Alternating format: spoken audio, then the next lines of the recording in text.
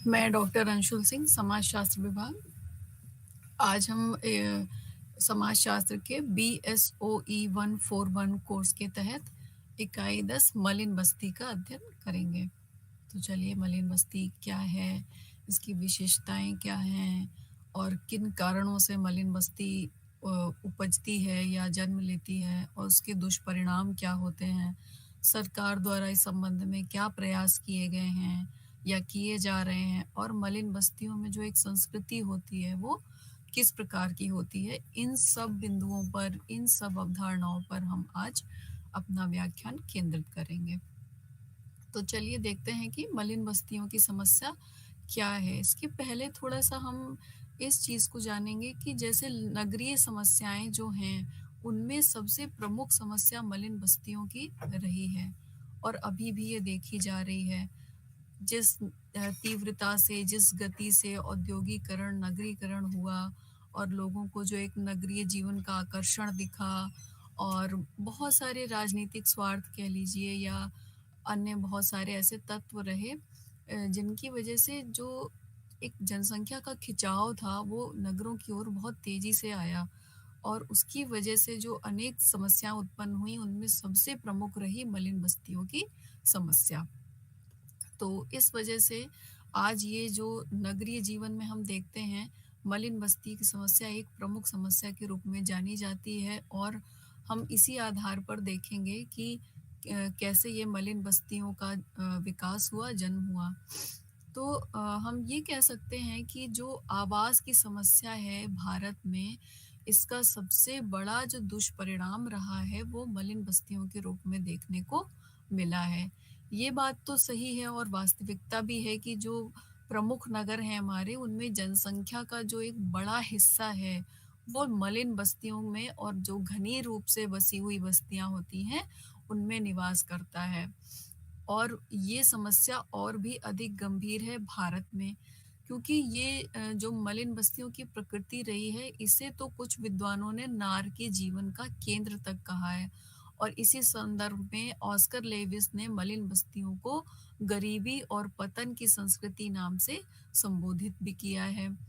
अत्यधिक भीड़-भाड़, सीलन और बदबूदार मकान, तंग गलियां, चारों ओर जो एक बदबूदार वातावरण, नागरिक सुविधाओं का अभाव जैसे शौचालय, पानी की व्यवस्था, जल निकासी की व्यवस्था, पीने के पानी की व्यवस्था इत्यादि समस्याओं का अभाव होना, बिजली का अभाव होना, साथ ही साथ एक आर्थिक संकट, गरीबी और मादक पदार्थों का व्यसन और अपराधी व्यवहार, विचलन, ये सब मलिन बस्तियों की कुछ प्रमुख विशेषताएं कही जा सकती हैं। और जब हम औद्योगिक नगरों की अगर बात करें, तो वहाँ पर इन मलिन बस्तियों की समस्या दिन प्रतिदिन बढ़ती ही जा रही है, जहाँ पर मानव जो है वो अमानवीय जीवन या अमानवीय दशाओं में जीवन व्यतीत करने को बाध्य है। तो मलिन बस्ती है क्या?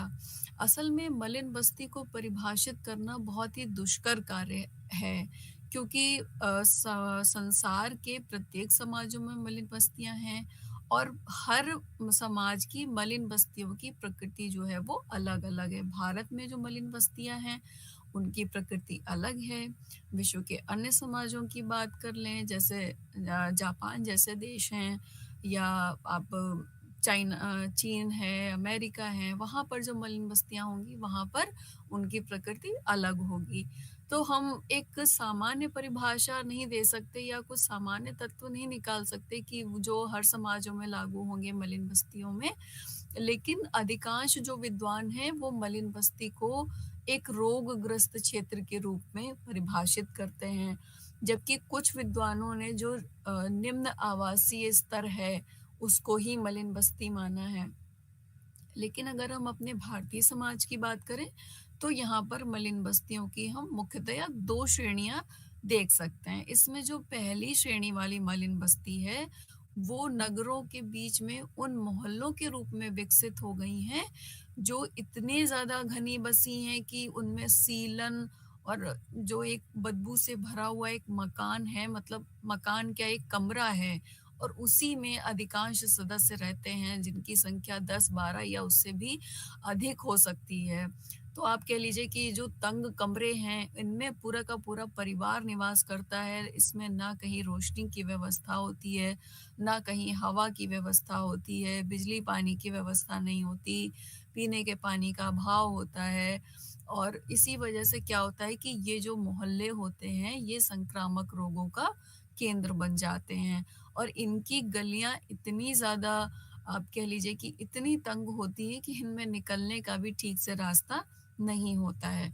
भारत में जो इस प्रकार की मलिन बस्तियाँ हैं, उनको अलग-अलग क्षेत्रों में अलग-अलग नाम से जाना जाता है। जैसे मुंबई में अगर हम बात करें तो मुंबई में इन मलिन बस्तियों को चाल कहा जाता है, कानपुर में अहाता या पुरवा कहा जाता है, चेन्नई में चेरी कहा जाता है और कोलकाता में इन्हें बस्ती कहा जाता है।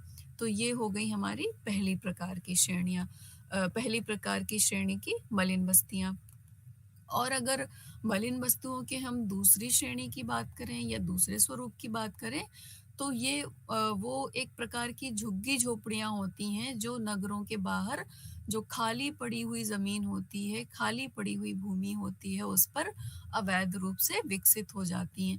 और ये जो झुग्गी-झोपड़ियाँ होती हैं, ये बाँस, टीन, लकड़ी के टुकड़े, पॉलीथीन जो होती है और कच्ची दीवारों की सहायता से ये बनाई जाती हैं और इनमें भी शौचालय, पानी और बिजली की कोई व्यवस्था नहीं होती है। नगरों में जो शारीरिक श्रम करते हैं, जो ठेला लगाते हैं, रिक्शा चलाते हैं या जो फुटपाथ पर दुकान लगाते हैं, घरों में जो स्त्रियाँ और पुरुष काम करते हैं, उन सब का एक बड़ा भाग इन्हीं बस्तियों में निवास करता है। तो आशा करते हैं कि आपको ये जो मलिन बस्तियों की भारत में प्रकृति है, वो समझ में आ गई होगी। अगर संख्या की बात करें कि मलिन बस्तियों की सर्वाधिक संख्या कहाँ है, तो भारत में सर्वाधिक संख्या महाराष्ट्र में देखने को मिलती है मलिन बस्तियों की। अगर परिभाषा की बात करें तो ए.आर. देसाई ने मलिन बस्ती को परिभाषित करते हुए कहा था कि ये बस्तियां किसी नगर अथवा उपनगर का वो भाग होती हैं जिसमें बहुत ही कम स्थान में निम्न आर्थिक स्तर के सामान्य श्रम करने वाले लोग जो होते हैं वो घने रूप से बसे हुए होते हैं। अर्थात अर्धमानवता, निर्धनता और असक्षता इन बस्तियों की प्रमुख विशेषताएं होती हैं। जो मलिन बस्ती क्षेत्र कानून बनाया गया था 1956 में, स्लम एरिया एक्ट जिसे हम कहते हैं, उसमें मलिन बस्ती को इस रूप में परिभाषित किया गया था कि ये ऐसा आवासीय क्षेत्र है जहाँ के आवास बहुत भीड़-भाड़ से भरे हुए हों और नष्टप्राय दशा में हों, जहाँ प्रकाश और स्वच्छता का अभाव हो, जो आवास है वो अनियोजित रूप से विकसित हो गया हो और जहाँ पर सामाजिक सुरक्षा, स्वास्थ्य और नैतिकता का जो दृष्टिकोण है वो हानिकारक हो या बहुत ही निम्न स्तर का हो। तो ये कुछ मलिन बस्तियों की परिभाषाएँ थी। आइए अब हम देखते हैं कि मलिन बस्तियों की विशेषताएँ किस प्रकार की होती हैं, अर्थात उनका स्वरूप कैसा होता है कि जिनको देख के हम ये अंदाज़ा लगा सकें कि यही मलिन बस्ती है। तो सबसे पहली विशेषता होती है कि ये अत्यधिक घनी होती हैं, अर्थात इनमें अत्यधिक घनापन पाया जाता है कि बहुत कम स्थान होता है और वहाँ पर अनेक व्यक्ति निवास करते हैं।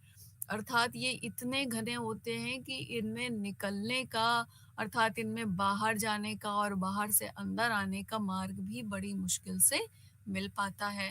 दूसरी विशेषता ये होती है मलिन बस्तियों की कि ये अनियोजित रूप से विकसित होती हैं। अब इसका अर्थ ये है कि जो मलिन बस्ती के रूप में जो मोहल्ले विकसित हो जाते हैं, ये अपने आप से विकसित हो जाते हैं, अर्थात इनके लिए कोई नियोजन, कोई प्लानिंग नहीं की जाती है। तो ये क्या है कि जहाँ जिसको जो स्थान मिला वहाँ पर उसने अपना आवास बना लिया और रहने लगे।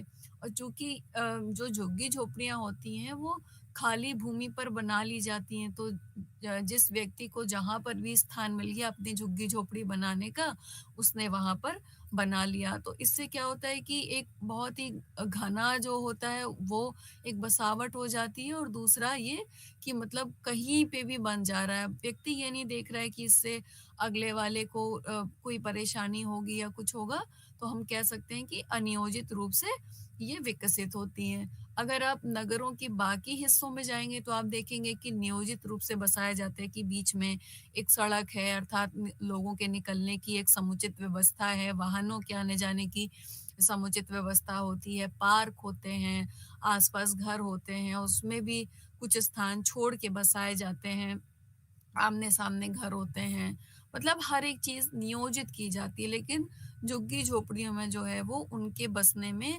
नियोजन किसी प्रकार का नहीं किया जाता। फिर हम बात करें अगर अगली विशेषता की, तो इसमें निर्धनता भी पाई जाती है, अर्थात झुग्गी-झोपड़ियों में या मलिन बस्तियों में जो लोग निवास करते हैं, उनका आर्थिक स्तर अत्यंत ही निम्न होता है। और क्यों होता है ऐसा? क्योंकि यहाँ पर जो व्यक्ति निवास करते हैं, वो मुख्यतया शारीरिक श्रम पर ही निर्भर होते हैं, और इसलिए उनका क्या है कि वो या तो दिहाड़ी मज़दूरी कर रहे होते हैं, और या इसी तरह के काम में लगे होते हैं कि उनका कोई एक निश्चित उनको आय नहीं होती है। वो दिन भर जो भी कमाते हैं वही उनकी आय हो जाती है। तो जो कि आप कह लीजिए कि मतलब कुछ भी निश्चित नहीं होती है, अनिश्चित, कभी ज़्यादा हो गई, कभी कम हो गई, तो कभी हो सकता है कि कुछ भी उनकी आय ना हो। तो इस वजह से क्या होता है कि यहाँ पर जो लोग होते हैं उनका आर्थिक स्तर बहुत ही निम्न होता, और उन इस वजह से क्या है कि वे इतने सक्षम नहीं होते या उनमें इतनी क्षमता नहीं होती है कि वे कोई एक साधारण सा भी आवास ले लें और उसका किराया दे सकें, अर्थात वे किराया देने में अक्षम होते हैं, और इसी वजह से वो इस तरीके की घनी जो बसी होती हैं झुग्गी-झोपड़ियाँ, उनमें रहने लगते हैं। तो तीसरी विशेषता क्या हो गई कि निर्धनता होती है झुग्गी-झोपड़ियों में या मलिन बस्तियों में। फिर हम अगली विशेषता की बात करें तो अस्वच्छता पाई जाती है। अब ये बहुत स्वाभाविक सी बात है कि जहाँ पर अ, बहुत घनी बसावट में रह रहे हैं लोग, अनियोजित रूप से रहने लगे हैं, तो वहाँ पर स्वाभाविक रूप से अस्वच्छता होगी, अर्थात गंदगी पाई जाती है। तो जो मलिन बस्तियाँ होती हैं, उनके आस-पास हम देखते हैं अधिकांशतया कूड़े का ढेर पाया जाता है, और चूँकि पानी का जो निकास है, अर्थात जैसे नालियाँ वग़ैरह बनाई जाती हैं, वो भी अभाव होता है। तो जो पानी है वो भी नहीं निकल पाता, और वो जगह-जगह भर जाता है, अर्थात गंदे पानी के गड्ढे बन जाते हैं। शौचालय की कमी होती है, तो उसकी वजह से भी क्या होता है कि जहाँ पर लोग रह रहे हैं उसके थोड़ा-सा ही दूर जाकर वहाँ पर भी बहुत ज़्यादा आप कह लीजिए कि दुर्गंध पाई जाती है, और जो अधिकांश व्यक्ति हैं उनको स्नान करने का भी समुचित स्थान नहीं मिल पाता, या अपने शरीर को स्वच्छ रखने की सुविधा भी प्राप्त नहीं होती है। तो अर्थात हम ये कह सकते हैं कि मलिन बस्ती ऐसा क्षेत्र है जहाँ पर स्वच्छता का अभाव पाया जाता है, जगह-जगह कूड़े के ढेर लगे होते हैं, गंदे पानी के गड्ढे विकसित हो जाते हैं, और इसी वजह से आप देखेंगे कि वहाँ पर सूअर वगैरह भी बहुत देखने को मिलते हैं। फिर अगर हम मलिन बस्ती की विशेषता की बात करें, तो वहाँ पर क्या होता है कि विचलनकारी व्यवहारों की प्रधानता पाई जाती है। अब इसका अर्थ ये है कि चूँकि इतने दुर्गंधपूर्ण, तनावपूर्ण वातावरण में व्यक्ति जब रह रहा होता है, तो वहाँ के जो निवासी होते हैं, उनका जीवन मानसिक तनाव, कुंठा और चिंता से घिरा हुआ होता है। तो अब इस दशा में व्यक्ति क्या करता है कि वो या तो नशीले पदार्थों का सेवन करने लगता है, कई बार व्यक्ति अपराध के रास्ते पर भी चल पड़ते हैं, बाल अपराध और वेश्यावृत्ति जैसे जो विचलनकारी व्यवहार होते हैं, वो भी लोगों के जीवन का धीरे-धीरे अंग बनने लगते हैं।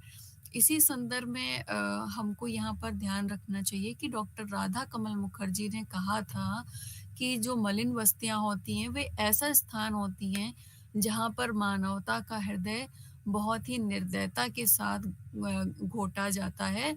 वहाँ पर नारीत्व का अपमान होता है, और आरंभ से ही बच्चों का जो जीवन होता है उसमें ज़हर घोल दिया जाता है। अर्थात मलिन बस्तियाँ ऐसा स्थान होती हैं जहाँ पर बहुत प्रकार के विचलनकारी व्यवहार देखने को मिलते हैं, और उसका कारण ये होता है कि व्यक्ति बहुत ही अमानवीय दशाओं में जीवन जीता है। अगली अगर विशेषता की हम बात करें तो उसमें मलिन बस्तियों में नागरिक सुविधाओं का अभाव होता है। अब ये आप देखेंगे कि मुख्यतया जितनी भी मलिन बस्तियाँ होती हैं वहाँ पर पीने के पानी का अर्थात स्वच्छ पानी का अभाव होता है, बिजली का अभाव होता है, स्वच्छता का अर्थात अभी हमने बात की कि स्वच्छता का भी अभाव होता है, सीवर लाइन नहीं होती, कोई पाइप लाइन नहीं होती और स्वास्थ्य सुविधाओं का भी अभाव देखने को मिलता है। तो इससे क्या होता है कि वहाँ पर जो व्यक्ति रहते हैं, उनका जीवन असुरक्षित तो होता ही है, लेकिन साथ-साथ वो अस्वास्थ्यकर दशाओं में भी रहते हैं। और फिर अगर हम अगली विशेषता की बात करें, तो जो मलिन बस्ती होती है, वो नगर का एक उपेक्षित क्षेत्र बन जाती है।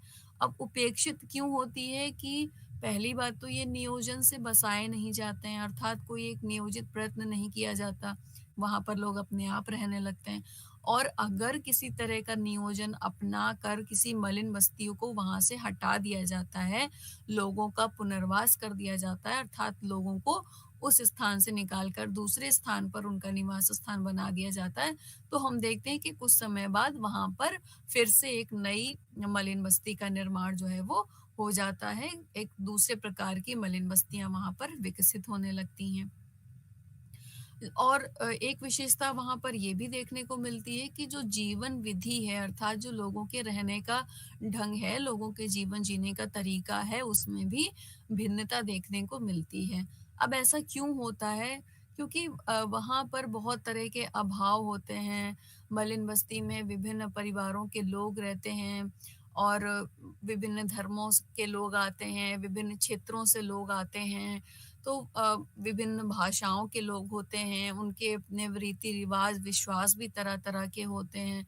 अर्थात इतनी विभिन्नता तो होती है लोगों की, लेकिन फिर भी वो एक अमानवीय दशा में रह रहे होते हैं, जो कि उनके जीवन में एक मतलब समानता ले आती है कि जिन अमानवीय दशाओं का सामना मलिन बस्तियों में रहने वाले अधिकांश लोग एक ही प्रकार की समस्याओं का सामना करते हैं। तो हम ये कह सकते हैं कि जीवन विधि में भिन्नता होने के बावजूद जो लोगों की समस्या है, उनमें समानता देखने को मिलती है। अर्थात वहाँ पर निर्धनता भी जो होती है, वो भी हम कह सकते हैं कि प्रमुख मतलब जहाँ जितने भी परिवार वहाँ पर हैं, जितने भी निवासी वहाँ पर हैं, उन सब के परिवारों में देखने को मिलती है। तो ये सब कुछ विशेषताएँ थी मलिन बस्तियों की। और हम ये कह सकते हैं कि जो मलिन बस्तियाँ होती हैं, ये अर्धमानवीय दशाओं का प्रतिनिधित्व करती हैं। एक बार स्वतंत्रता के पश्चात की बात है कि पंडित जवाहरलाल नेहरू जी उन्होंने कानपुर की जो मलिन बस्तियाँ थीं, उनका दौरा किया और फिर उन्होंने उस मतलब वहाँ की जो दशाएँ थीं, उनको देखकर ये कहा कि ये जो मलिन बस्तियाँ हैं, ये मानवीयता की मतलब मानवीय पतन जो है, उसकी चरम सीमा को स्पष्ट कर रही हैं और इन मलिन बस्तियों के लिए जो व्यक्ति उत्तरदायी हैं, उनको मृत्युदंड दे देना चाहिए। तो आप समझ सकते हैं कि कितनी खराब दशाएँ होती हैं मलिन बस्तियों में और व्यक्ति इन्हीं दशाओं में अपना जीवन व्यतीत करता है। अब चाहे आप इसे स्वैच्छिक रूप से कह लीजिए या उनकी कोई मजबूरी होती है। तो ये मलिन बस्तियों की कुछ विशेषताएँ थी। अब हम बात करेंगे कि मलिन बस्तियों के उत्पन्न होने के क्या कारण होते हैं? कौन-कौन से ऐसे कारक होते हैं जिसकी वजह से किसी भी नगर में या उपनगर में मलिन बस्तियाँ अपने आप विकसित होने लगती हैं?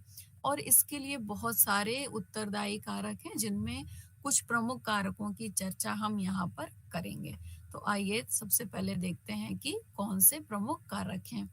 सबसे पहले हम बात करेंगे कि औद्योगीकरण और नगरीकरण मलिन बस्तियों के निर्माण का सबसे प्रमुख कारण है।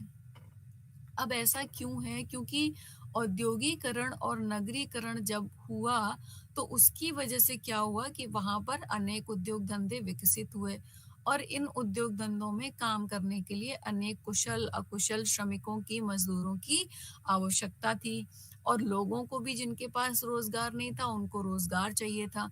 तो इससे क्या हुआ कि उद्योगों के आस-पास के जो गाँव थे या जो उनके निकटवर्ती क्षेत्र थे, वहाँ से जो लोग आ रहे थे, उनके पास इतने साधन नहीं थे कि वो नगर में रहने के लिए अपने लिए एक अच्छा-सा आवास ले सकें। हमने पहले भी इस बात पर चर्चा की कि लोगों के पास इतना धन नहीं होता था कि वे अपने लिए रहने के लिए एक अच्छा-सा आवास किराए पर ले सकें। अब क्योंकि जो लोग मज़दूरी करने आ रहे थे, तो उनकी मज़दूरी ही इतनी कम हुआ करती थी कि वो बहुत, चूँकि धन का अभाव है उनके पास, तो वो उद्योगों के आस-पास ही कोई छोटा-सा कमरा या झुग्गी-झोपड़ी किराए पर ले लेते हैं, या फिर अगर किराया भी वो नहीं दे पाते हैं, तो कोई भी जो उनको खाली ज़मीन मिल जाती है, उस पर वो अनधिकृत रूप से, अवैध रूप से झुग्गी-झोपड़ी बना लेते हैं, पॉलीथीन की सहायता से, या कह लीजिए खप्पर की सहायता से, कच्ची दीवारों की सहायता से झुग्गी-झोपड़ी बनाकर और फिर उसमें रहने लगते हैं। तो ये क्या हुआ कि औद्योगीकरण और नगरीकरण के फलस्वरूप इस तरीके की झोपड़पट्टियों का निर्माण बहुत तेज़ी से होता गया, क्योंकि जनसंख्या के एक बड़े भाग ने नगरों की ओर आना शुरू किया, और उनमें अधिकांश लोग मज़दूर वर्ग से आते थे, जो कि इतने सक्षम नहीं थे कि वे आवास किराए पर ले सकें। फिर हम बात करते हैं कि मकानों की कमी भी एक बहुत बड़ा कारण रही है मलिन बस्तियों के निर्माण के लिए। अब चूँकि औद्योगिक जो नगर होते हैं, या हम साधारण किसी भी नगर की बात कर लें, तो वहाँ पर क्या होता है कि भूमि का अभाव होता है, भूमि की कमी होती है, जिसकी वजह से मकानों का भी अभाव देखने को मिलता है। तो वहाँ पर क्या होता है कि जो अनेक भूस्वामी होते हैं, या जो मकान मालिक होते हैं, वो छोटी-छोटी, इतने छोटे-छोटे कमरों के घर बना देते हैं, या अपने घर में इतने छोटे-छोटे कमरे बना लेते हैं कि उनमें कोई भी तरीके की सुविधाएँ नहीं होती हैं। और चूँकि इनका किराया कम होता है, तो श्रमिक सोचते हैं कि ये मतलब ये वो कमरे हैं जहाँ जिसका वो किराया अफ़ोर्ड कर सकते हैं, तो वो इन कमरों में रहने के लिए बाध्य होते हैं। तो मकानों की कमी भी एक प्रमुख उत्तरदायी कारक है मलिन बस्तियों के निर्माण का। अगले अगर हम बिंदु की बात करें या कारक की बात करें, तो ग्रामीण बेरोज़गारी भी एक बहुत बड़ा कारण है मलिन बस्तियों के निर्माण का, मलिन बस्तियों के विकास का। अब चूँकि क्या होता है कि जैसे-जैसे भारत में आधुनिकीकरण होता गया, परंपरा से हम लोग आधुनिक समाज की ओर बढ़े, तो उसमें क्या हुआ कि जो खेती थी, और जो भूमि पर काम करने वाले जो लोग हुआ करते थे, श्रमिक हुआ करते थे, उनकी माँग धीरे-धीरे कम होने लगी। तो क्या हुआ कि औद्योगीकरण का जो प्रभाव था, उसका प्रभाव ग्रामीण उद्योग धंधों पर पड़ा, हथकरघा उद्योग पर पड़ा, जो कि ग्रामीण अर्थव्यवस्था की एक तरह से रीढ़ हुआ करते थे। तो जब ये ग्रामीण अर्थव्यवस्था छिन्न-भिन्न हुई, तो वहाँ पर जो लोग काम करते थे, उनके सामने एक बेरोज़गारी की समस्या खड़ी हो गई, क्योंकि जो लोग उन उद्योग धंधों में, उन हथकरघा उद्योगों में काम करते थे, उनके पास काम का अभाव हो गया। तो जब जनसंख्या वृद्धि हुई, तो उसके साथ-साथ भूमिहीन जो श्रमिक थे, उनकी भी संख्या बढ़ने लगी, और ये जो बढ़ती हुई बेरोज़गारी थी, इसकी वजह से ग्रामीणों ने नगरों की ओर पलायन शुरू किया, और जब वो नगरों में गए, और वहाँ पर भी उनको बहुत सारी समस्याओं का सामना करना पड़ा, और किसी भी तरीके के निम्न स्तर के या निम्न मज़दूरी वाले काम में वो संलग्न रहे, जिसकी वजह से उनको समुचित आवास उपलब्ध नहीं हो पाते थे, और इस वजह से उन्होंने झोपड़पट्टियाँ बनाकर रहना शुरू कर दिया, जो धीरे-धीरे आगे चलकर मलिन बस्तियों के रूप में विकसित होती गईं। जनसंख्या में वृद्धि भी मलिन बस्तियों के विकसित होने का प्रमुख कारण है। चूँकि इससे क्या हुआ कि जैसे-जैसे जनसंख्या में वृद्धि होती गई, तो गाँवों में बेरोज़गारी बढ़ती गई, और दूसरी ओर जो नगरों में भी जो लोग रह रहे थे, उनके सामने भी जो आवास की समस्या थी, वो बढ़ती गई। अब चूँकि जो स्थान है, जो भौगोलिक क्षेत्र है, उसको तो हम बढ़ा नहीं सकते, उसमें तो हम वृद्धि कर नहीं सकते, तो जितनी ज़मीन है, वो उतनी ही रहेगी। लेकिन लोग उसके अनुपात में दिन-प्रतिदिन बढ़ते जा रहे हैं। तो उसकी वजह से क्या हुआ कि जनसंख्या वृद्धि भी एक प्रमुख कारण बन गई, और दूसरा, चूँकि रोज़गार की तलाश में जब गाँव से बड़ी संख्या में लोग नगरों की ओर आने लगे, तो उनके पास भी मलिन बस्तियों में रहने के अलावा कोई विकल्प उपलब्ध नहीं था। तो इस कारण से भी मलिन बस्तियों में उनकी संख्या में वृद्धि होती है। इसके अलावा अगर हम बात करें, तो जो गरीबी है, जो एक सामान्य गरीबी है, सामान्य निर्धनता है, वो भी मलिन बस्तियों के विकसित होने का प्रमुख उत्तरदायी कारक बनकर सामने आई। चूँकि हमने पहले भी चर्चा की है कि इन मलिन बस्तियों के जो निवासी होते हैं, इनमें रहने वाले जो लोग होते हैं, उनका आर्थिक स्तर बहुत ही निम्न होता है। क्योंकि इनमें जो लोग रहते हैं, वो ज़्यादातर ऐसे लोग होते हैं, जो कारखानों में काम करने वाले अकुशल मज़दूर हैं, या जो बोझा ढोने वाले हैं, जो ठेले लगाते हैं, या जो अलग-अलग दुकानों में काम करते हैं और उसके बदले में उनको बहुत ही कम मज़दूरी मिल पाती है। तो क्या होता है कि उनका आर्थिक स्तर बहुत ही निम्न होता है, और चूँकि निम्न होता है, वो निर्धन होते हैं, तो वो ऐसा कोई भी स्थान ढूँढ लेते हैं जहाँ पर धूप से या बारिश से बचा जा सके, तो उसके लिए वो एक टूटी-फूटी झोपड़ी बना लेते हैं, जिसका उनको किराया किसी प्रकार का कोई शुल्क नहीं देना होता है। और यही गरीबी की वजह से क्या होता है कि जो मलिन बस्तियाँ होती हैं, वो धीरे-धीरे विकसित हो जाती हैं और गंदगी का एक केंद्र बन जाती हैं। और फिर अगर हम बात करें कि अगला कारण क्या हो सकता है, तो नगरीय आकर्षण भी एक बहुत बड़ा भूमिका, एक बहुत महत्वपूर्ण भूमिका निभाता है मलिन बस्तियों के विकास में। क्योंकि क्या हुआ है कि पिछले कुछ दशकों से हमने देखा है कि भारत की जो एक भारत की जनसंख्या जो है, उसका एक बड़ा भाग नगरों में रहने की ओर उसमें प्रवृत्ति बढ़ रही है, नगरों में निवास करने की। गाँव में भी जो निम्न स्तर के, निम्न जाति के लोग हैं, वो भी नगरों में इसलिए आ रहे हैं कि वो उनका जो परंपरागत व्यवसाय हुआ करता था, उसको त्याग कर उसकी जगह कोई अन्य व्यवसाय वो अपना सकें। इसके अलावा जो निर्धन लोग भी हैं, वो भी चाहते हैं कि उनके बच्चों को अच्छी शिक्षा, अच्छा रोज़गार मिले, तो उसके कारण वे भी नगरों की ओर आकर्षित हो रहे हैं। तो इसके अलावा मनोरंजन के साधन हैं, स्वास्थ्य सुविधाएँ हैं, और जो भौतिक सुख-सुविधाएँ नगरों में उपलब्ध होती हैं, ये कुछ ऐसे आकर्षण के कारण हैं जिसकी वजह से ग्रामीण क्षेत्रों से जनसंख्या का एक बड़ा भाग नगरों में रहने के लिए आता है। उन व्यक्तियों को, उन लोगों को ये लगता है कि जीवन जीने का जो एक उपयुक्त स्थान है, वो नगर ही है, ग्रामीण क्षेत्र की अपेक्षा। तो जब इन व्यक्तियों की संख्या ज़्यादा हो जाती है, जितना ज़्यादा ये जनसंख्या बढ़ती जाती है, उसी अनुपात में नगरों में मलिन बस्तियों की संख्या भी बढ़ती जाती है, क्योंकि प्रत्येक व्यक्ति इतना सक्षम नहीं होता कि वो किराया देकर आवास ले सके। फिर अगला अगर हम कारण देखें, तो क्षेत्रीय संतुलन भी मलिन बस्तियों के निर्माण में एक प्रमुख कारण रहा है। क्योंकि भारत को विकसित करने के लिए, भारत को निरंतर विकास के पथ पर अग्रसर करने के लिए समय-समय पर अनेक नियोजित परिवर्तन किए जाते रहे, अनेक व्यापक परिवर्तन भारत में किए गए। लेकिन फिर भी अभी हम ये कह सकते हैं कि निर्धनता की समस्या भारत में बनी हुई है। और कुछ राज्यों की अगर हम बात करें, तो उन राज्यों में जैसे बिहार है, या उत्तर प्रदेश है, उड़ीसा है, ये कुछ ऐसे राज्य हैं जिनमें बाकी राज्यों की अपेक्षा काफ़ी निर्धनता देखने को मिलती है।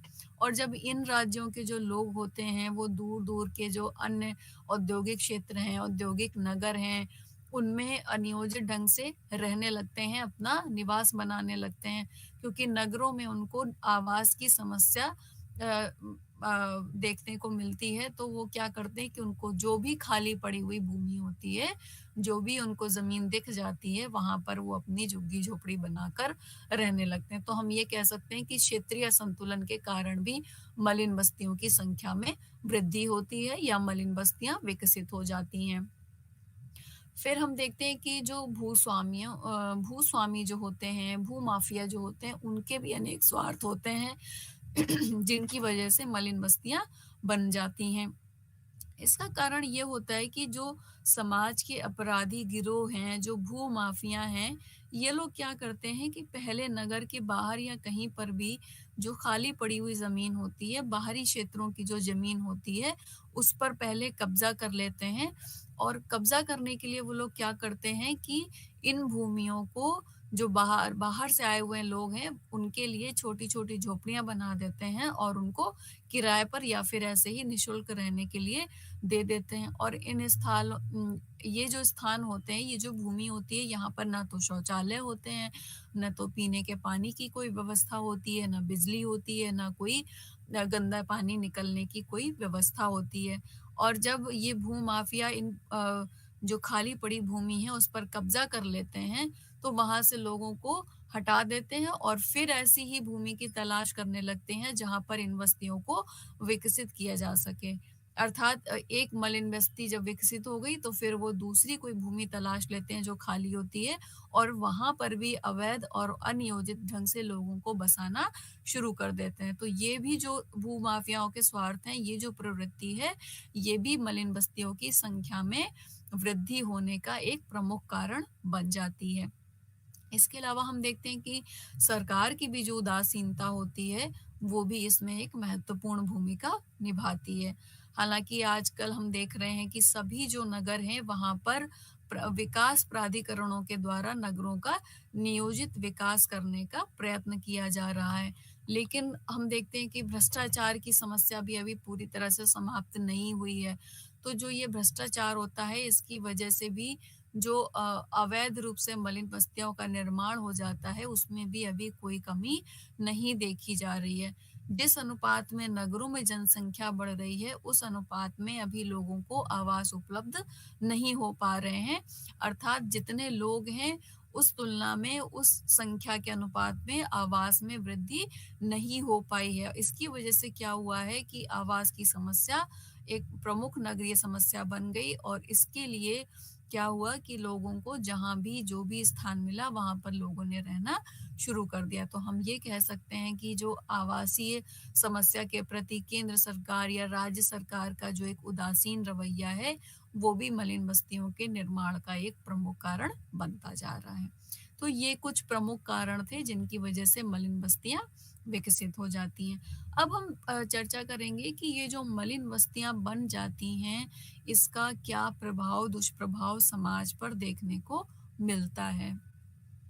अब चूँकि हमने पहले ही चर्चा की कि मलिन बस्ती आजकल प्रमुख नगरीय समस्या बनकर हमारे सामने आई है और जो ये गंभीर समस्या के रूप में हमारे सामने उठी, तो उसमें क्या हुआ कि अब ये देखा गया कि इन मलिन बस्तियों के अनेक दुष्परिणाम सामने आए। अंतर्राष्ट्रीय श्रम संगठन ने भी भारत में अनेक मलिन बस्तियों का अध्ययन किया और उस अध्ययन के आधार पर ये निष्कर्ष दिया कि आर्थिक संकट और अनेक नागरिक सुविधाओं का अभाव, वैयक्तिक विघटन, नैतिक पतन, ये सब क्या है मलिन बस्तियों के दुष्परिणाम है जो हमको देखने को मिलते हैं। तो आइए इसी प्रकार के कुछ प्रमुख मलिन बस्तियों के दुष्परिणामों को हम देखने का प्रयास करते हैं। तो एक प्रमुख दुष्परिणाम ये हुआ है कि लोगों की कुशलता में कमी देखने को मिली है। अब इसका कारण ये होता है कि लोग इन मलिन बस्तियों में जो निवासी होते हैं इनके, वो क्या होते हैं कि अस्वास्थ्यकर दशाओं में रहते हैं, अमानवीय दशाओं में रहते हैं और उनको ना तो कोई मनोरंजन उपलब्ध होता है, ना ही उनको स्वच्छ वायु मिल पाती है और इसकी वजह से क्या होता है कि उनका स्वास्थ्य जो है वो ठीक नहीं होता है। तो जब व्यक्ति का स्वास्थ्य ठीक नहीं होगा, उनका पोषण स्तर ठीक नहीं होगा, तो व्यक्ति धीरे-धीरे शारीरिक रूप से कमज़ोर होने लगता है। उसको अनेक प्रकार की बीमारियाँ घेर लेती हैं और इसका असर ये होता है कि व्यक्ति की जो कार्य कुशलता होती है, उसकी जो कार्य करने की क्षमता होती है, वो धीरे-धीरे कम होती जाती है। तो जो उद्योगों में काम कर रहे होते हैं लोग, धीरे-धीरे उनकी जो उत्पादकता है, उनकी जो काम करने की क्षमता है, वो धीरे-धीरे कम होती जाती है और उसका असर ये होता है कि उत्पादन पर भी उसका प्रतिकूल प्रभाव देखने को मिलता है। फिर अगर हम बात करें कि मलिन बस्तियों का दुष्परिणाम जो होता है वो अस्वस्थ जीवन के रूप में भी देखने को मिलता है। क्योंकि यहाँ पर व्यक्ति इतनी गंदगी के बीच में, इतनी अस्वच्छता के बीच में रहते हैं कि वहाँ पर अनेक बीमारियाँ स्वतः उत्पन्न हो जाती हैं। अब जो कि हमने पहले भी चर्चा की कि वहाँ पर स्वच्छ वायु, प्रकाश का अभाव, पानी का अभाव होता है और इसकी वजह से क्या होता है कि ये जो एक वातावरण बन जाता है गंदगी का, तो उससे लोगों को अनेक बीमारियाँ बन जाती हैं और इसी वजह से ये भी देखा गया है कि मलिन बस्तियों में बच्चों की जो मृत्यु दर होती है, वो भी बाकी नगर के भागों की अपेक्षा अधिक होती है। अगले दुष्परिणाम की हम बात करते हैं तो हम ये देखते हैं कि मलिन बस्तियों में जो वहाँ के निवासी होते हैं उनका नैतिक पतन भी होने लगता है। अब ये भी कहा जाता है कि जो मलिन बस्तियाँ होती हैं वो साधारणतया एक अनैतिकता का केंद्र बन जाती हैं। और इसका कारण ये होता है कि इतनी ज़्यादा निर्धनता होती है यहाँ के निवासियों के जीवन में कि उनको अपनी आवश्यकताओं को पूरा करने के लिए बहुत सारे अनैतिक काम करने पड़ते हैं।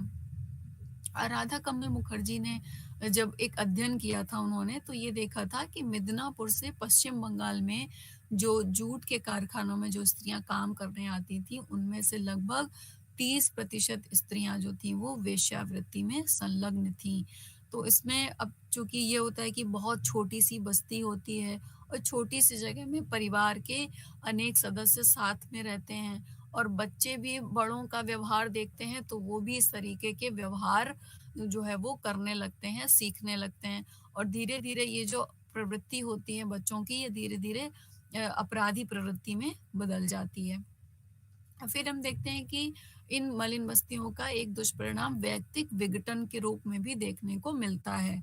वैयक्तिक विघटन का अर्थ ये होता है कि जो यहाँ के निवासी होते हैं, उनके जीवन में तनाव और कुंठा देखने को मिलती है और इस तनाव और कुंठा से व्यक्ति कह लीजिए या तो बचने के लिए या उससे पलायन के लिए व्यक्ति क्या करता है कि शराब या अन्य जो मादक द्रव्य होते हैं, उनका जो है वो सहारा लेने लगता है और धीरे-धीरे फिर ये जो आदतें होती हैं, वो व्यक्ति के जीवन का हिस्सा बन जाती हैं। कुछ मलिन बस्तियों का अध्ययन किया गया था, जिसमें ये पाया गया कि जो व्यक्ति वहाँ पर निवास कर रहे थे, उसमें से लगभग 60% व्यक्तियों को अनेक मादक पदार्थों का सेवन करने की आदत थी। इसके अलावा जुआ खेलना, वेश्यावृत्ति और मानसिक दुर्बलता, दुर्व्यवहार करना जैसे मार-पीट, लड़ाई-झगड़ा, गाली-गलौज या सामाजिक मर्यादाएँ जो होती हैं, जैसे अभी हमने वेश्यावृत्ति की बात की, उनका उल्लंघन देखा गया। अवैध तरीकों से लोग जो है वो आजीविका अपना उपार्जन करने लगते हैं। तो ये सब जो दशाएँ होती हैं, ये मलिन बस्तियों में रहने वाले लोगों के वैयक्तिक विघटन को स्पष्ट करती हैं। और ये भी देखा गया है कि आत्महत्या की दर भी मलिन बस्तियों में सर्वाधिक पाई जाती है और आत्महत्या जो होती है वो वैयक्तिक विघटन का एक चरम रूप होती है।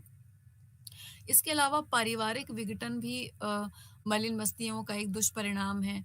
अब चूँकि क्या होता है कि इतने तनावपूर्ण और इतने घुटन भरे माहौल में लोग रहते हैं कि उनके जो आपसी संबंध होते हैं, उनमें भी सामंजस्य का अभाव देखा जाता है। पति-पत्नी में भी विश्वास की कमी होती है, उनके बीच भी तालमेल ठीक नहीं होता। तो जब माता-पिता में ये होता है, तो बच्चों में भी एक अनुशासनहीनता पाई जाने लगती है। और चूँकि व्यक्ति जीवन की सफलता देखते हैं, तो उनके मन में एक निराशा, एक कुंठा घर कर जाती है और उसकी वजह से उनका जो जीवन होता है, वो तनावपूर्ण बन जाता है।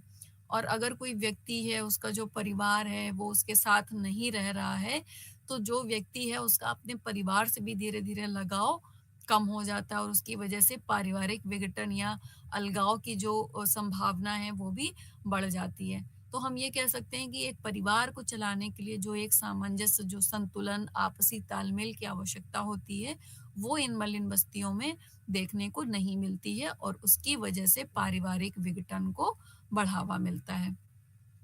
इसके अलावा हम देखते हैं कि एक वैज्ञानिक असुरक्षा भी पाई जाती है लोगों में। चूँकि जो मलिन बस्तियों में लोग रह रहे होते हैं, उनका नैतिक स्तर इतना गिर जाता है, उसका पतन हो जाता है कि उनको सही और गलत अर्थात उचित और अनुचित क्या है, इसका बोध नहीं रह जाता है। और इन बस्तियों में जो लोग रहते हैं, वो मादक द्रव्यों का चूँकि व्यसन करते हैं, तो उनका जो आप कह लीजिए कि जो नर्वस सिस्टम होता है वो काफ़ी वीक हो जाता है और उनके अंदर एक अकारण एक भय उत्पन्न हो जाता है और उसकी वजह से क्या होता है कि उनका जो मानसिक स्तर है वो भी बड़ा धीरे-धीरे कम होता जाता है। उनके अंदर एक डर डर बन जाता है, वो हीनता का शिकार होने लगते हैं और उसकी वजह से उनका जो जीवन है वो बड़ा ही नारकीय हो जाता है। फिर हम देखते हैं कि अपराधों में वृद्धि भी होती है। ये भी मलिन बस्तियों का एक दुष्परिणाम है। चूँकि यहाँ पर क्या होता है कि छोटे-मोटे अपराधों से जैसे चोरी, मार-पीट, इस तरीके के जो छोटे-मोटे अपराध हैं, इसके अलावा बड़े अपराध भी देखने को मिलते हैं, तस्करी इत्यादि लोग करने लगते हैं, जो आने-जाने वाले लोग हैं, राहगीर हैं, उनसे लूट-पाट भी करने लगते हैं। तो ये सब भी अपराध मलिन बस्तियों में देखने को मिलते हैं, अर्थात वहाँ के लोगों द्वारा इस तरीके के अपराधी व्यवहार किए जाते हैं। चूँकि उनकी जो आर्थिक आवश्यकताएँ हैं वो पूरी नहीं हो पाती हैं, उनकी आजीविका इतनी सशक्त नहीं होती है कि उनकी सभी आवश्यकताएँ पूरी हो जाएँ, तो इस वजह से व्यक्ति क्या होता है कि अपराधों का सहारा ने लेने लगता है। कई तरीके के अपराधी संगठनों का व्यक्ति जो है वो सदस्य बन जाता है और फिर वो इस तरीके के अपराधों को अंजाम देने लगता है। और चूँकि कई बार व्यक्ति जो टीवी पर देखता है या सिनेमा हॉल में जो अपराधी दृश्य देखता है तो उसको भी अपनाने की कोशिश करता है और इस वजह से भी व्यक्ति के जीवन में ये अपराधों में वृद्धि होने लगती है। फिर अगर हम बात करें कि और कौन से दुष्परिणाम होते हैं, तो हम प्रदूषण की समस्या भी देखने को यहाँ पर पाई जाती है कि मलिन बस्तियाँ जो होती हैं, वो ऐसे क्षेत्रों में विकसित होती हैं जहाँ पर अमानवीय अस्वास्थ्यकर दशाएँ होती हैं। अर्थात जिन क्षेत्रों में ये मलिन बस्तियों का निर्माण होता है, इनका विकास होता है, वहाँ पर मुख्यतया जल प्रदूषण और जो मृदा प्रदूषण है उसमें वृद्धि पाई जाती है। चूँकि वहाँ पर शौचालय की व्यवस्था नहीं होती है, तो क्या करते हैं लोग कि आस-पास की जो रेलवे लाइन है या जो खाली पड़ी हुई भूमि है, जो गड्ढे हैं पानी के भरे हुए, वहाँ पर लोग शौच इत्यादि के लिए जाते हैं। और इसकी वजह से वहाँ आस-पास का जो वातावरण होता है, वो बहुत ही ज़्यादा दुर्गंधपूर्ण हो जाता है और इससे क्या होता है कि प्रदूषण की समस्या में वृद्धि होती है। फिर अगर हम बात करें तो इससे क्या होता है, ये सब जो गंभीर दुष्परिणाम है ये राष्ट्रीय हानि भी उत्पन्न करते हैं। अब राष्ट्रीय हानि किस प्रकार से होती है?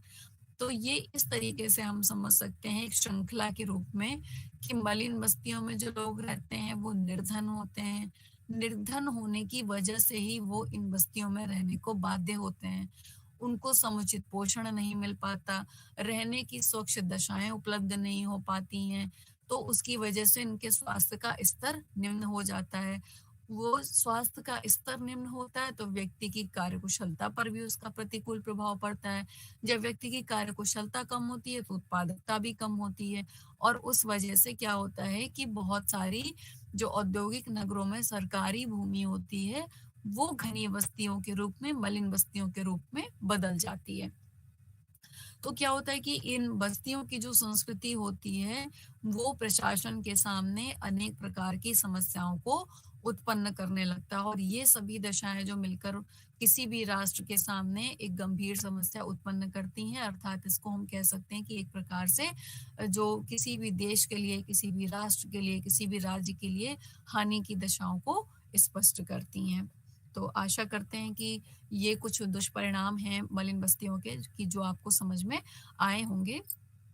इसी संदर्भ में ये डॉक्टर एस.सी. अग्रवाल ने भी कहा था कि समाज में अच्छी आवास व्यवस्था जो होती है वो सुखी पारिवारिक जीवन का स्वास्थ्य का आधार होती है और जो मलिन बस्तियां होती हैं वो बुरा आवास, स्वच्छता, बीमारियों, अनैतिकता और अपराध को जन्म देने के साथ-साथ मतलब जन्म देती है और ये सामाजिक जीवन की जो एक घुटन भरे तनावपूर्ण जीवन होता है उसका प्रतीक होती हैं। अब बात करते हैं कि इन मलिन बस्तियों के लिए जो सरकार द्वारा की जो मलिन बस्ती की समस्या है, इस समस्या के समाधान के लिए क्या-क्या प्रयत्न किए गए हैं। तो चलिए अब इस पर भी चर्चा कर लेते हैं। एक अनुमान लगाया गया था कि जो बड़े-बड़े नगर हैं, जो विशाल नगर हैं, महानगर हैं, वहाँ पर जो फुटपाथ पर और जो पार्क में सोने वाले जो लोग हैं, इनकी संख्या भी 50 लाख के आसपास है और इसके अलावा नगरों में एक बड़ी संख्या उन लोगों की भी है जो टूटे-फूटे मकानों में अर्थात हम कह सकते हैं कि उनकी भी आवास दशाएँ मलिन बस्तियों की तरह ही होती हैं, वो भी उनमें जीवन व्यतीत कर रहे हैं। तो इन सब आवास स्थानों पर रहने वाले लोगों के लिए सरकार ने अनेक प्रयत्न किए हैं, तो कुछ प्रमुख प्रयत्नों पर हम प्रकाश डाल लेते हैं। राष्ट्रीय शहरी आवास और पुनर्वास नीति लाई गई, जो कि 2007 में एक सर्वेक्षण हुआ था। और उस सर्वेक्षण से ये ज्ञात हुआ कि देश के अधिकांश नगरीय क्षेत्रों में आवास की कमी है। शहरी क्षेत्रों में पीने का पानी और जो गंदा पानी है उसके निकलने की व्यवस्था, सफाई की सुविधा, बिजली और जो कूड़ा कचरा है उसके निस्तारण की गंभीर समस्या जो नगर के निर्धन लोग हैं उनके आवासीय क्षेत्रों में अधिक देखने को मिलती है। तो ये जो राष्ट्रीय शहरी आवास एवं पुनर्वास नीति लाई गई, इसके द्वारा क्या हुआ कि सरकारी क्षेत्र, निजी क्षेत्र और सहकारी क्षेत्र में श्रमिक और जो औद्योगिक क्षेत्र के जो लोग थे, उनकी आवासीय जो भी समस्याएं थी, उन समस्याओं का समाधान करना था इस नीति के द्वारा। इसके अलावा राष्ट्रीय आवास निधि, जो कि 1994 में भारत सरकार द्वारा शुरू की गई थी, इसका उद्देश्य ये था कि जिन लोगों के पास मकान नहीं था, अर्थात जो आवासहीन लोग थे, उनको मकान की सुविधा उपलब्ध कराना था। अर्थात और जिन लोगों का जो आवास था भी वो उसकी दशा अच्छी नहीं थी, तो उनके आवासीय दशा में सुधार करना था। और मलिन बस्तियों के जो नागरिक थे, उनको नागरिक सुविधाएं उपलब्ध कराने के उद्देश्य से राष्ट्रीय आवास निधि का शुभारंभ किया गया था। और इसमें मलिन बस्तियों के लोगों को प्रमुख रूप से राहत देने के लिए हुडको अर्थात housing and urban development corporation की स्थापना की गई। इसमें जो लोग के पास घर नहीं था, अर्थात जो आश्रय विहीन लोग थे, उनके लिए कम लागत पर बनने वाले जो मकान थे, उस प्रौद्योगिकी का विकास किया गया।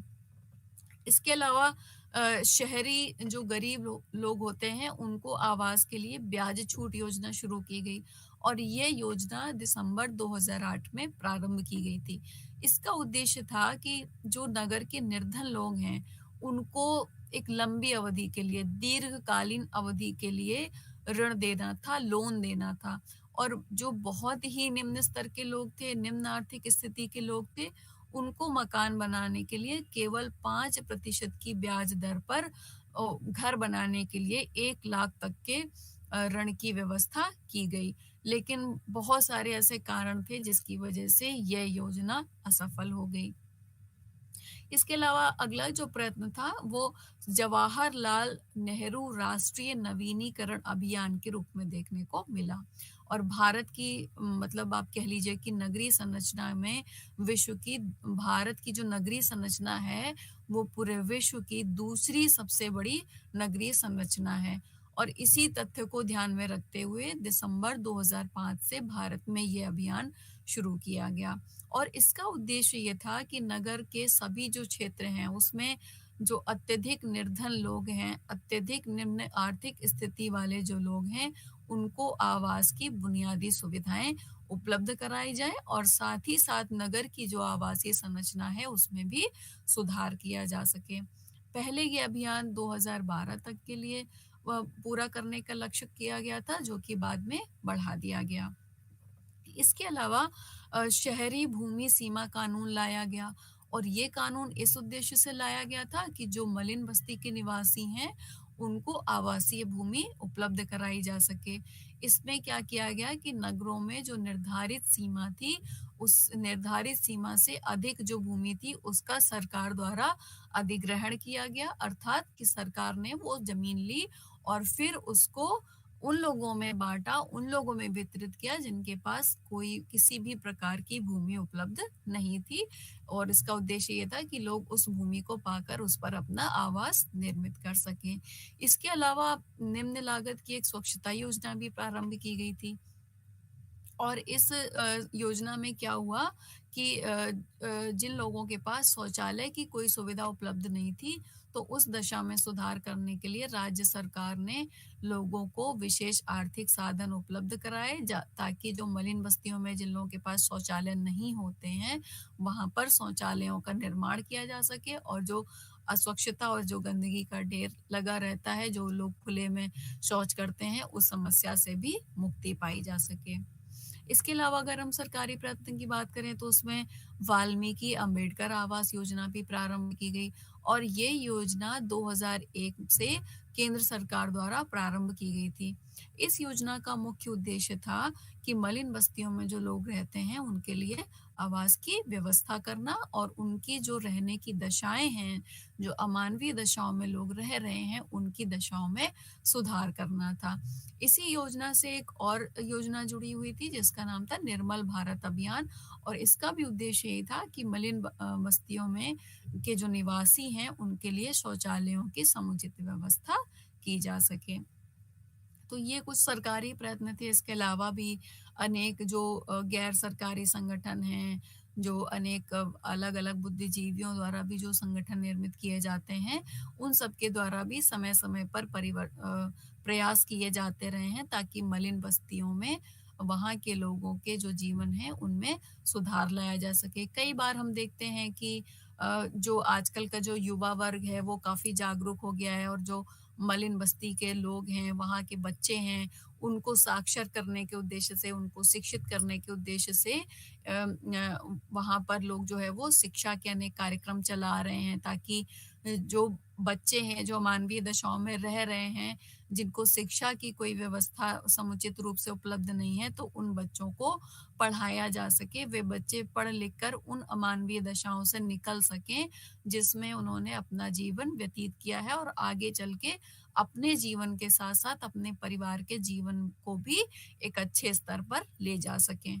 तो बहुत सारी अनेक योजनाएँ तो सरकार द्वारा लाई गई, साथ-साथ लोग भी स्वयं जागरूक हो रहे हैं और इसमें युवा वर्ग की संख्या काफ़ी अधिक है, जो कि मलिन बस्तियों में रहने वाले लोगों की जो दशाएँ हैं, उनमें सुधार लाना चाहते हैं स्वप्रयत्नों द्वारा।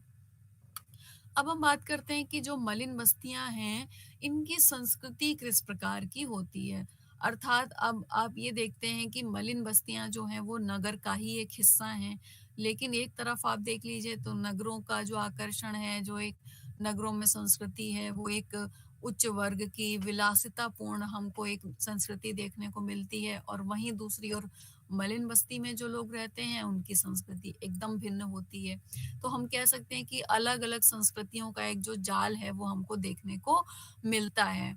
अर्थात जो भौतिक संस्कृति है वो उसमें भी बहुत अंतर देखने को हमको मिलता है, बहुत सारी भिन्नता देखने को मिलती है। और ये इस वजह से होता है कि मलिन बस्तियों का जो वातावरण होता है, वहाँ का जो परिस्थिति होती है, उसकी वजह से मलिन बस्ती की संस्कृति नगर के अन्य क्षेत्रों की तुलना में भिन्न हो जाती है। तो आइए देखते हैं।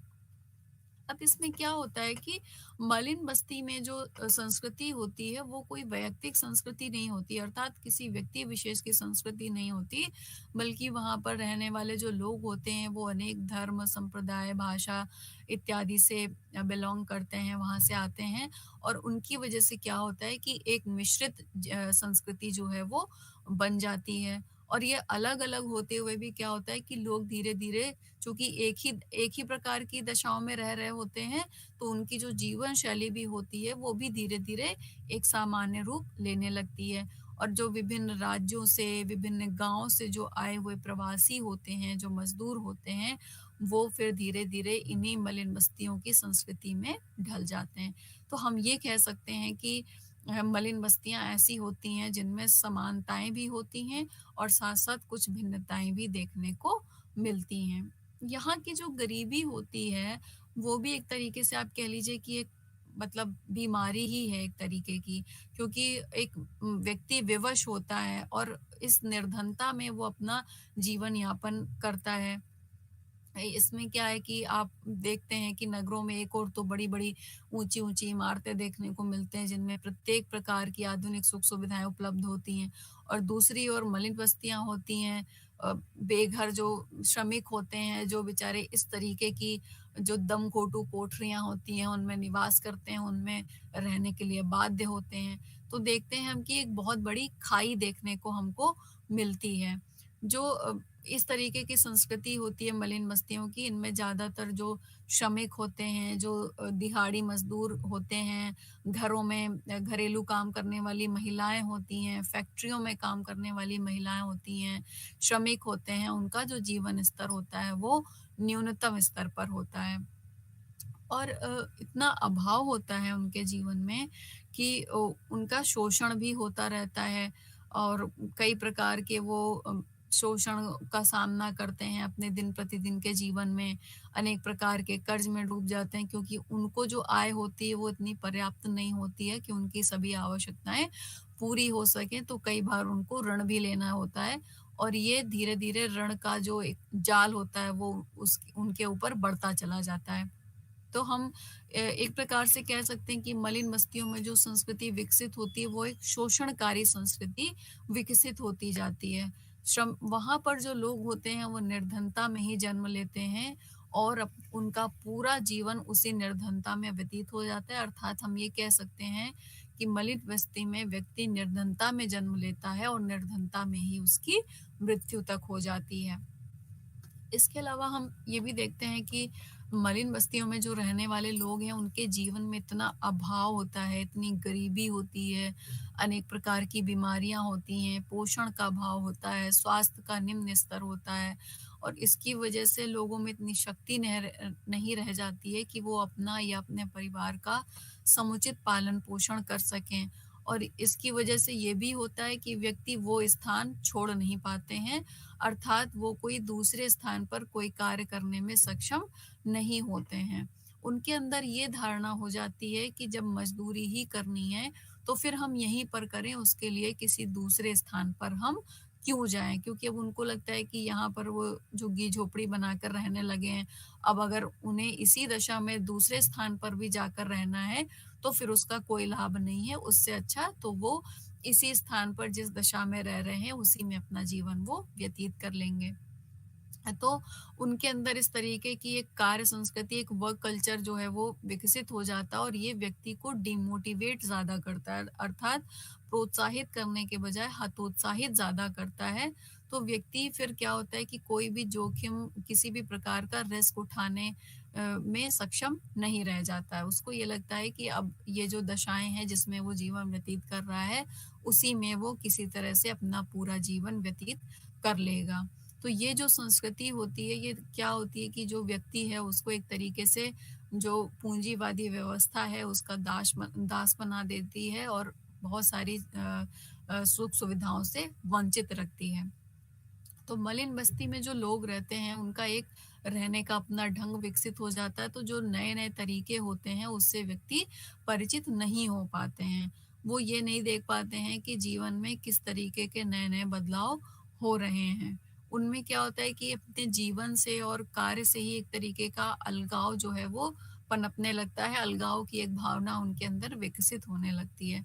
और उनको ये भी लगता है कि उनके जो बच्चे हैं उनका भी जीवन इस तरीके से पूरा अ, निकल जाएगा। जिन अभावों को उन्होंने झेला है, उन्हीं अभावों को उनके बच्चों को भी झेलना पड़ेगा। तो यहाँ पर क्या होता है कि बच्चे जिस उम्र में उनको शिक्षा ग्रहण करनी चाहिए, उस उम्र में बच्चे कोई छोटा-मोटा कार्य करके परिवार की आर्थिक सहायता करते हैं। तो उनमें आप ये कह लीजिए कि एक जो समाजीकरण होता है, एक उसकी जो प्रॉपर प्रोसेस होती है, वो उनमें नहीं हो पाती है। तो अब वहाँ पर क्या सिखाया जाता है कि जितने ज़्यादा लोग परिवार में उतना प्रत्येक व्यक्ति कार्य ही करेगा, अर्थात चूँकि एक व्यक्ति की आय इतनी नहीं होती कि वो पूरे परिवार का भरण-पोषण कर सके, तो जितने भी सदस्य होते हैं काम करने लायक, वो कोई ना कोई सदस्य, मतलब हर सदस्य कोई ना कोई कार्य अवश्य करने लगता है। तो उसकी वजह से क्या होता है कि बच्चों में जो है वो संस्कार नहीं आ पाते हैं। एक जो अ, हम संस्कार बच्चों में देते हैं, उनका अभाव उनमें देखने को मिलता है। तो ये कह सकते हैं कि ये जो निवासी हैं, इनका जो जीवन है वो जैसे एक पराजय का जीवन हो जाता है कि बस उनको हर तरह के अभाव ही झेलना है। और ये मलिन बस्तियाँ जो हैं वो एक तरीके से आप कह लीजिए कि पतन को दिखाती हैं, सभ्यता और संस्कृति के पतन को दर्शाती हैं, जहाँ पर अभी भी बहुत समय लगेगा जब ये उनकी दशाएँ सुधर सकेंगी। एक तथ्य यहाँ पर ये भी देखने को मिल रहा है कि मलिन बस्तियों की जो आबादी है, अब वहाँ पर नगर के जो नगरीय जीवन शैली है, उसका प्रभाव देखने को मिलने लगा है। चूँकि अधिकांश मलिन बस्तियाँ अब क्या हो रही हैं कि व्यावसायिक जो स्थान है, जो बाज़ार हैं, उनके आस-पास बस रही हैं और उसकी वजह से वहाँ पर अनेक काम को करने वाले कुशल कारीगर भी निवास करते हैं। यहाँ पर जो लोग रहते हैं वो स्वयं भी सामान बनाते हैं और बाज़ारों में बेचते हैं। मलिन बस्तियों में बिजली और पानी की सुविधाएँ भी धीरे-धीरे देखने को मिल रही हैं। यहाँ जो लोग रह रहे हैं, उनके पास टीवी, रेडियो, मोबाइल ये सब भी देखने को मिल रहा है। तो हम ये कह सकते हैं कि मलिन बस्तियों की जो पुरानी अवधारणा थी, जो पुराना स्वरूप था, वो भी अब धीरे-धीरे बदलाव के परिवर्तन के मार्ग पर अग्रसर है। अब यहाँ पर भी लोग मोबाइल का उपयोग कर रहे हैं, जो हम कह सकते हैं कि एक बदलते हुए समय का प्रतीक है।